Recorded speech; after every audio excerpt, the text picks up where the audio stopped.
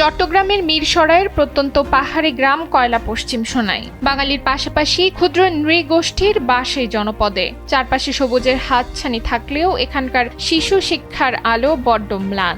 10 কিলোমিটারের মধ্যে কোনো হাই স্কুল না থাকায় প্রায় 3 দশক আগে অবহেলিত 10টি গ্রামের শিক্ষার্থীদের একমাত্র ভরসা হিসেবে গড়ে ওঠে পশ্চিম সোনাই উচ্চ বিদ্যালয়। কিন্তু প্রতিষ্ঠার 30 বছর পরও লাগেনি কোনো উন্নয়নের ছোঁয়া। মানুষের 5টি মৌলিক চাহিদার ভিতরে শিক্ষা অন্যতম। আমাদের এই প্রতিষ্ঠানে 15টা গ্রাম থেকে 310 জন ছাত্রছাত্রীরা আসে।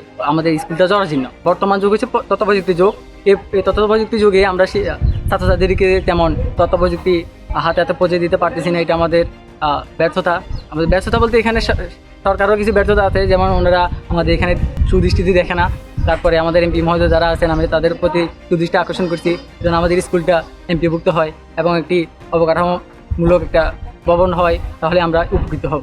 1995 সালে স্থানীয়দের উদ্যোগে প্রতিষ্ঠিত এই বিদ্যালয়টি 2023 সালে 8ম এবং চলতি বছরে 9ম-10ম শ্রেণীর পাঠদানের অনুমোদন পায়। কিন্তু বর্তমানে ভাঙা বেড়া আর জরাজীর্ণ 4টি টিনশেড কক্ষে চলছে 310 শিক্ষার্থীর পাঠদান।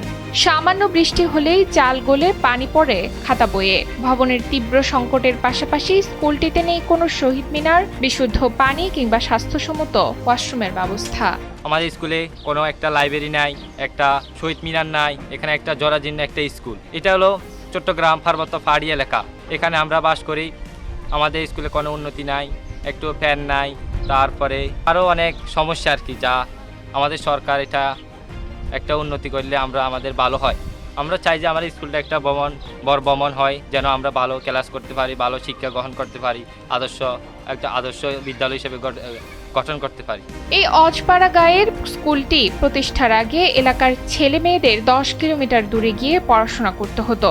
স্কুলটি চালু হলেও উপযুক্ত পরিবেশের অভাবে ব্যাহত হচ্ছে শিক্ষা কার্যক্রম। শিক্ষকরা বলছেন, শিক্ষা ব্যবস্থার মানোন্নয়নে দ্রুত ভবন নির্মাণ ও স্কুলটি এমপিওভুক্ত করা এখন সময়ের দাবি। বিদ্যালয়টি 1995 সালে প্রতিষ্ঠিত হয়েছে। আমার এখানে প্রায় 310 জন শিক্ষার্থী অধ্যয়নরত আছে, কিন্তু আমরা তাদেরকে ভালো ক্লাসরুম এবং মাল্টিমিডিয়া ক্লাস বর্তমানে তো শিক্ষা তাদেরকে দিতে পারছি না। বর্তমান সরকারের কাছে আমরা আশা করতেছি আমাদের সার্বিক দিক বিবেচনা করে স্কুলটা বিভক্ত করে এবং আমাদের একটা একাডেমিক ভবন দিয়ে শিক্ষার পরিবেশ ভালো রাখে, তারা সুযোগ দিলে আমরা আমাদের কাছে চিরজীবন কৃতজ্ঞ থাকবো। কয়লা পশ্চিম সোনাই উচ্চ বিদ্যালয় এটি সম্প্রতি 9ম ও 10ম শ্রেণীতে পাঠদানের অনুমতি পেয়েছে। অত্যন্ত রিমোট এলাকায় একটা স্কুল।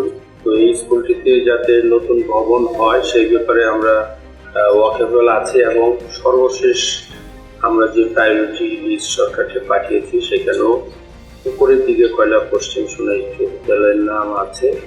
এরা যাতে একটা ভবন পায়, ওখানকার শিক্ষার্থীরা যেন সুন্দর পরিবেশে শিক্ষা গ্রহণ করতে পারে, সেই বিষয়টি আমরা টপ প্রায়োরিটি লিস্টে রাখছি এবং সামনে আমরা আবার যখন প্রায়োরিটি লিস্ট করবো সেখানেও কয়লা পশ্চিম সোনাই যাতে নতুন ভবন পায় সেই বিষয়ে আমরা প্রচেষ্টা অব্যাহত রাখবো ইনশাআল্লাহ। শিক্ষা অফিস থেকে আশ্বাসের বাণী শোনানো হলেও কবে কাটবে এই সংকট তা জানা নেই কারো। স্থানীয় সচেতন মহলের প্রত্যাশা, অবহেলিত এই পাহাড়ি অঞ্চলের শিক্ষার আলো জ্বালিয়ে রাখতে এবং সাক্ষরতার হার বাড়াতে সরকার দ্রুত একটি আধুনিক ভবন নির্মাণ ও স্কুলটি এমপিওভুক্ত করার কার্যকর উদ্যোগ নেবে। মিরসরাই থেকে শিহাবুদ্দিন সিদ্দিকের পাঠানো তথ্যচিত্রে ডেস্ক রিপোর্ট নুসরাত তালবিয়া।